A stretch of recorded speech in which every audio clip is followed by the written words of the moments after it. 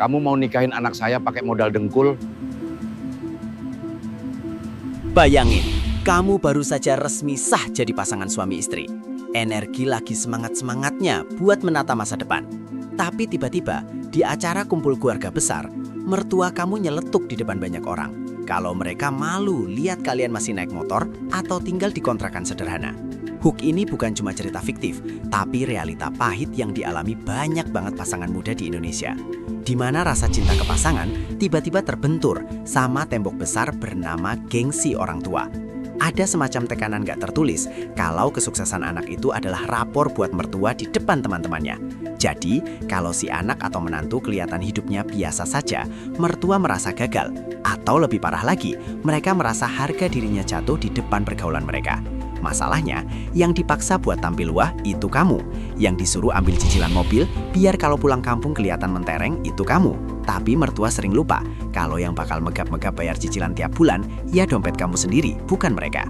Kegalauan ini sering bikin hubungan jadi hambar, karena setiap kali mau nabung buat masa depan, selalu ada intervensi tuntutan gaya hidup, yang sebenarnya nggak pernah masuk dalam rencana keuangan yang kamu susun bareng pasangan.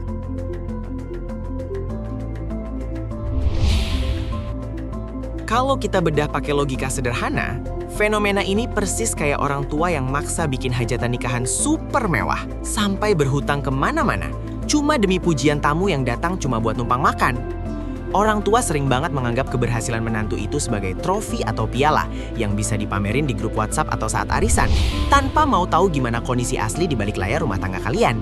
Ibaratnya, kalian disuruh pakai baju pengantin yang ukurannya kekecilan dan sesak, cuma karena mertua bilang baju itu kelihatan cantik dari jauh. Padahal, buat napas aja kalian sudah susah payah. Gengsi mertua ini seringkali jadi beban yang nggak terlihat, tapi dampaknya sangat nyata. Bikin pasangan muda nggak punya ruang buat bernapas secara finansial, karena semua sisa gaji habis buat membiayai ekspektasi orang lain. Kita sering terjebak dalam rasa sungkan yang berlebihan, merasa kalau nggak nuruti kemauan mertua buat beli ini itu, berarti kita nggak bakti. Padahal, bakti itu bukan berarti harus menghancurkan masa depan finansial sendiri demi sebuah pengakuan sosial yang umurnya cuma sementara.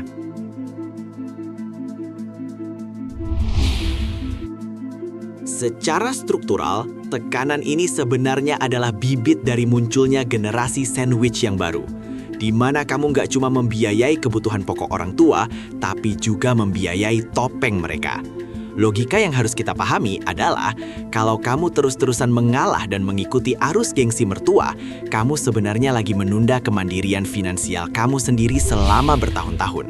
Misalnya, uang yang harusnya bisa jadi modal usaha atau investasi emas malah lari buat bayar cicilan barang-barang depresiasi yang tujuannya cuma satu, yaitu biar mertua nggak merasa malu kalau ditanya orang, menantumu kerja apa? Ini adalah bentuk pemborosan energi dan materi yang paling sia-sia, karena kamu lagi berusaha memenuhi gelas yang bocor, di mana pengakuan orang lain itu nggak akan pernah ada habisnya dan nggak akan pernah merasa cukup. Kamu harus sadar kalau setiap rupiah yang keluar cuma buat jaga gengsi, itu adalah beban yang bakal bikin perjalanan rumah tangga kamu jadi lebih berat dan penuh konflik. Karena fondasi yang kamu bangun bukan atas dasar kebutuhan, tapi atas dasar ketakutan bakal dicap menantu yang nggak sukses.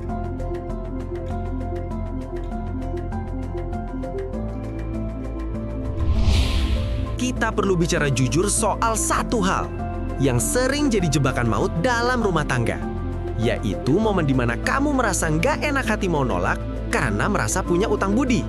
Ada kalanya, mertua datang dengan niat terlihat baik. Misalnya, kasih uang muka buat mobil atau rumah.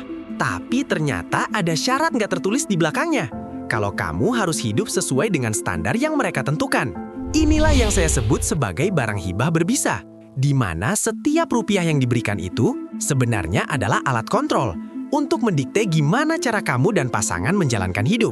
Kamu harus punya aha moment, bahwa begitu kamu mengizinkan orang luar, sekalipun itu orang tua atau mertua, buat mengatur aliran uang di rumah tanggamu, di detik itu juga kamu kehilangan kendali atas masa depanmu sendiri.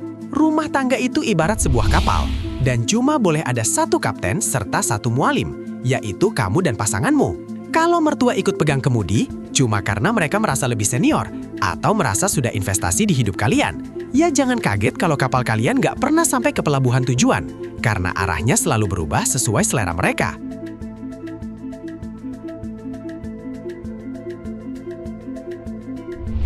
Seringkali kita terjebak dalam psikologi utang budi yang salah kaprah, di mana kita merasa harus membalas kebaikan mertua dengan cara mengorbankan prinsip keuangan kita sendiri. Padahal, martabat sebuah keluarga kecil itu justru ada pada kemandiriannya, bukan pada seberapa mewah barang-barang yang ada di rumah hasil dari subsidi atau paksaan pihak luar. Bayangin betapa capeknya kalau setiap kali mau beli sesuatu atau mau investasi, kamu harus mikir nanti mertua setuju nggak ya? Atau nanti mereka tersinggung nggak kalau kita nggak beli merek yang mereka suka? Ini adalah paradoks pengakuan yang sangat melelahkan, di mana kamu membakar uang dan kebahagiaan asli rumah tanggamu cuma buat menjaga agar martabat mertua tetap aman di mata pergaulan mereka. Ingat, yang bakal hidup bareng pasanganmu sampai tua itu kamu, bukan teman-teman arisan mertuamu.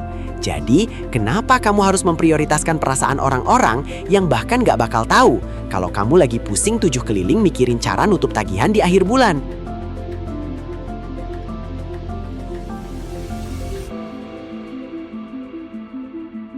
Kita juga harus jeli melihat kalau tekanan gengsi ini sebenarnya adalah bentuk ego yang dibungkus dengan kalimat demi kebaikan kalian. Logikanya, kalau memang tujuannya buat kebaikan menantu, orang tua atau mertua harusnya lebih bangga lihat tabungan kalian numpuk dan hidup kalian tenang tanpa utang. Bukannya malah bangga lihat kalian pakai barang mewah, tapi mentalnya stres karena tekanan cicilan. Kamu harus mulai berani membangun batasan yang jelas, bahwa cinta dan rasa hormat ke mertua itu nggak ada hubungannya dengan junahuan yang kamu habiskan buat pamer gaya hidup. Fokuslah pada validasi internal antara kamu dan pasangan. Karena kalau hubungan internal kalian sudah kuat dan kalian punya satu suara soal keuangan, semua suara bising dari luar, termasuk dari keluarga besar, nggak bakal bisa menggoyahkan ketenangan rumah tangga kalian. Jangan sampai kamu baru sadar setelah bertahun-tahun menikah, kalau kamu nggak pernah benar-benar memiliki hidupmu sendiri.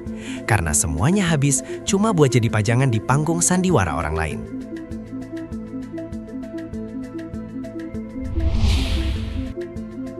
Sekarang pertanyaannya, gimana caranya keluar dari tekanan ini tanpa harus jadi anak durhaka atau bikin perang dunia di keluarga?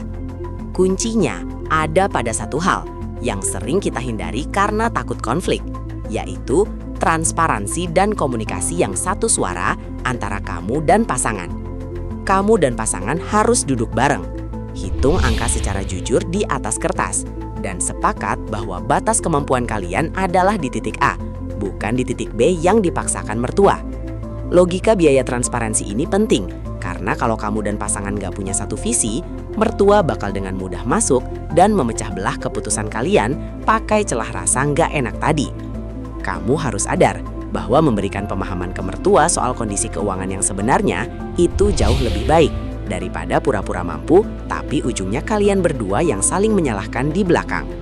Kejujuran di awal mungkin bakal terasa pahit atau bikin suasana sedikit canggung. Tapi itu adalah investasi jangka panjang supaya mertua berhenti berekspektasi yang aneh-aneh dan mulai menghargai privasi dapur rumah tangga kalian.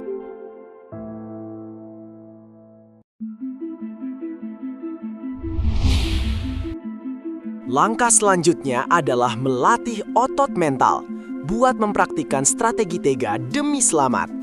Karena kadang satu-satunya cara buat menghentikan tuntutan gengsi adalah dengan berani berkata tidak secara sopan tapi sangat tegas.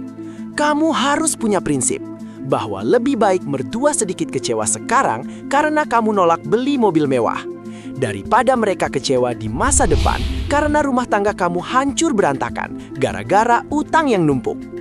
Memberikan pengertian ke orang tua atau mertua itu butuh seni.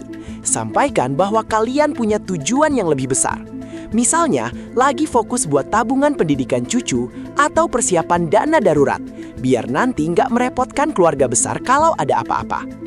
Dengan menggeser narasinya ke arah masa depan dan tanggung jawab, mertua yang logis biasanya bakal perlahan paham kalau kemandirian finansial kalian sebenarnya adalah bentuk bakti yang paling tinggi. Jangan pernah merasa jadi menantu yang gagal cuma karena nggak bisa memenuhi standar pamer orang lain. Karena standar sukses yang asli itu adalah saat kamu punya kontrol penuh atas setiap rupiah yang kamu hasilkan, tanpa perlu divalidasi oleh siapapun.